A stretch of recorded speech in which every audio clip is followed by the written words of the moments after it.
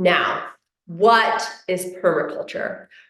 Permaculture is a whole system approach to design that creates and maintains a sustainable environment by mimicking how healthy ecosystems naturally thrive in wholeness. Basically, it's a way of creating an ecosystem in our own backyard. And one of the rules of thumb that makes it a pillar of sustainability is that when you need something for your garden, you look to the garden to find it first. One of the main principles of permaculture is that we work with what we have. We're pulling from the outside as little as possible. And that's what makes it sustainable, is that we're generating what we need within the system that we're cultivating. And the permaculture planning helps to do that by applying a long-term vision that creates the ability to ultimately be able to cultivate everything that's needed in that ecosystem. It knows that in 2 years from now, that plant will be able to help provide this resource, for example. So we're going to look at 3 relevant principles. There are many principles in permaculture, but we're going to look at 3 that are most relevant to us in this project. The first is to observe and interact. And what this principle says is to know your land and work with what you have. The idea here is that rather than trying to force something that doesn't naturally jive with what we naturally have, we really get to know what's there. And then we choose plants and we choose designs that are really happy and grateful for what's already in our yard. So some of the elements that we pay attention to in this observation is the sun, and really paying attention to where it hits at different times of day and where shade is cast at different times of day. And of course, we want to plant plants that like sun where there is sun, and we want to plant plants that like shade where there's shade. We want to pay attention to where the water runs and where it pools. Of course, if there's a place where water tends to collect, we want to plant something there that really likes a lot of moisture, and we don't want to plant something there that wants it more dry. Then you want to get to know your soil. Maybe you have a clay dense soil, maybe you have a rocky soil. Both have benefits to different plants, and ultimately you can amend whatever soil that you have. But the idea here is that before we look to amend or change anything, we work with what we have. So we choose plants that will like the kind of soil that we already have. And then pay attention to what insects and animals are around. The next relevant principle is to amplify interdependence. And this asks us to know our plants. Of course, we're wanting to create an ecosystem in our yard, so it's important to know how each part fits into the whole. What is it that it offers to the other plants, and what is it that it needs from the other plants? And the gifts that each plant brings to the environment is called an environmental service. And some examples of environmental services are to provide animal or food habitat, insect food or habitat, mulch making, pest repellent, shade giving, natural fertilizer, or weed suppressors. And again, if you go to CalScape actually tells you a lot of the environmental services that the plants will offer. Not all of them, but some of them. It will tell you, for example, if it is a pollinator supporter or if it helps the birds. Then on this theme of amplifying interdependence, there's something called tree guilds. And tree guilds pair trees with plants that cover all the environmental services necessary for a thriving plant community. And this is helpful if you're just getting into thinking about planting in terms of an ecosystem that gives you a relatively focused area to really think about how to build that ecosystem, because you're just working around one tree. And some plants will offer multiple environmental services. You don't necessarily need 6 different plants around the tree, just making sure that all of the needs of the ecosystem are being met.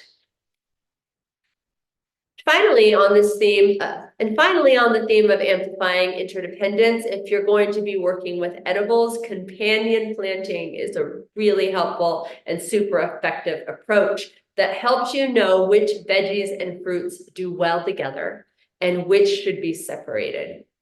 These lists consider root depth and nutrient needs, meaning that it's best to put a plant that has really deep roots and is very hungry next to a plant that has more shallow roots and isn't as hungry. This way they're not competing for resources. It also takes into consideration sun and shade needs. Be aware that tall plants can be either a benefit or a hindrance, depending on the neighboring plant's sun needs. For example, if you have a really tall plant and you have a plant next to it that needs full sun, it's going to be bummed out that it's getting shaded by that big plant. But if you have a tall plant and then another plant that doesn't like too much sun and really needs some shade, it's going to be so grateful that it has this shade from the tall plant right next to it. And then you want to be careful to make sure that if plants have similar pests, that you keep them away from each other. Because if you put too many plants that attract the same kind of pests together, it can easily create an infestation. So instead, it's good to put in some plants in between them, separate them out, maybe add some plants that have beneficial insect attraction. There are some plants that will attract insects that eat the pests of another plant. So they're a good pair. And then there are some plants that just have natural pest repellent in them. Many herbs, for example, are natural pest repellents, and it's good to put them next to plants that tend to attract a lot of pests. And then here there is a guide on companion planting. There's so many companion planting resources on the internet. But you don't have to know all of the companion plants for every single vegetable. You don't need to remember all this. There are so many resources on the internet that will just tell you, if you say, what are the companion plants of broccoli, you can pull it up in seconds. It's easy, but this gives you an idea of what's going on behind that. And finally, I just want to give an extra shout out to pollinators because they're so important to our ecosystem, and they really have been so affected by urbanization and large-scale agriculture. So if you want to give them some extra support beyond planting flowers, which is very helpful, you can do that by one, supporting specializations. There are some specific plants and animals who have come to depend on each other over time for survival. And one doesn't exist really without the other. The monarch butterfly, for example, needs the milkweed because it's the only plant that the monarch butterfly will lay its larva on. So if you want to support the monarch butterfly, then plant milkweed. You might have some caterpillars in your backyard or some baby butterflies. Another example is the elderberry and the elderberry beetle. The elderberry beetle has been on the endangered species list, and this is largely due to the loss of elderberry in the ecosystem. So if you want to plant some elderberry, you'll be supporting the elderberry beetle. And finally, you can create pollinator nesting sites and habitat with bare ground and bee houses. Often when we hear that there's a decline in the bee population, we think about honeybees, but actually a lot of the bees that need our help are native bees. And I didn't even know that there were native bees for most of my life. But in fact, there are many different species of native bees who are not hive bees. They're solitary bees, and they live underground by burrowing little holes into the ground, and they need our help. So one way to do that is to make a home for them. And so there's some resources here that can help you learn how to support the pollinators in these extra ways. The final relevant principle that we're going to look at from permaculture here is to catch, store, and reuse resources. One of the ways that you can do that is through rain catchment. You can use gutters, the gutters on your roof, to direct rain into containers or into the ground. We did that in my yard transformation. We directed one of the gutters into a pretty wide and deep trench that we dug, and then we filled it with mulch. And what this does is it brings the water from the gutter into the trench, fills up the trench, the mulch absorbs the water, and then it's able to slowly seep into the surrounding areas and into the ground in a way that allows that water to be accessible to those neighboring plants for up to months afterwards. So that's a really wonderful way to catch and store water, is in the ground itself from the roof. Another similar idea is to build a swale, and the swale, instead of catching water from a gutter, catches it from a slope. So water is running down the hill and often into the gutter, and we're not able to benefit much from it. And a lot of times in running down the hill, it also erodes the hill, but we can interrupt that by building a trench right here. By building a trench where the water then goes into the trench again. And if you fill up the trench with mulch, then the mulch is able to absorb the water and again, slow release it into the area surrounding it, and it doesn't go into the gutter. So that's a great way to do it as well. You can also have gray water reuse, where you redirect your laundry water into your yard. This is so cool. I did a workshop with Sustainable Solano, who was partnered with an organization called Gray Water Action, about how to do this. And it's way more accessible and easier than you might think. And it's great. You can use your laundry water to water your trees.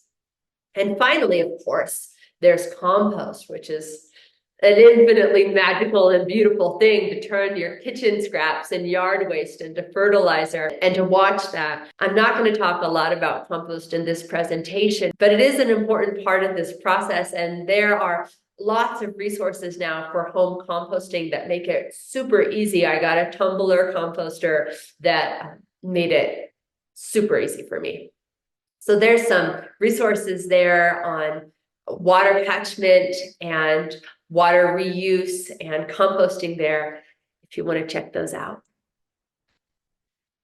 Now, once you have considered all of the factors, the function, the beauty, the interdependence of it, how you can really catch and store your resources, then you can synthesize all of that information and draw your design.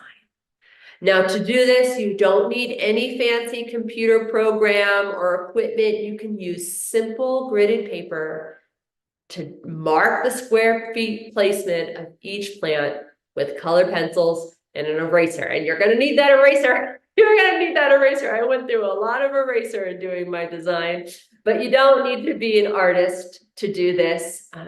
With 1 square foot equaling 1 box on your gridded paper, it's very easy to mark out the dimensions of your yard and make sure that you are able to draw the exact size of your plant with the exact kind of spacing that it needs around the other plants. It's much easier than I thought it would be. Again, if you want to check out Square Foot Gardening or Calscape, that will help you with the sizing.